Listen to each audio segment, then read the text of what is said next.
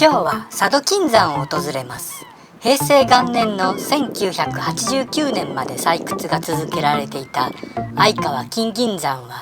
その最後の採掘がされた露天掘り跡である道遊の割戸と、その直下にある道遊溝に敷かれたトロッコによって鉱石が運搬されていました。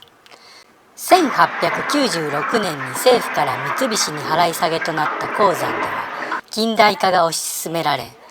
坑道には三菱系で特徴的な機関500ミリの鉱山鉄道が引かれていました。今はその車両が多数展示されています。道遊溝は最終的には電化されていたようですが、電気機関車はこの中ではありません。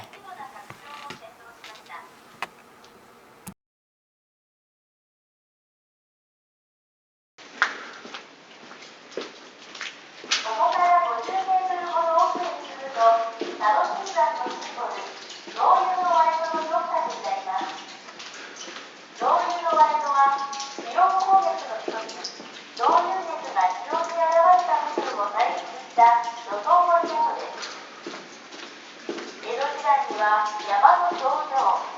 明治前期時代にはその家具が採掘され、明治29年に三菱による経営となって以降は、構内から大規模な開発が行われました。またこの付近の天板に残された小規模な坑道は、江戸時代に鉱脈を探して掘られた坑道跡です。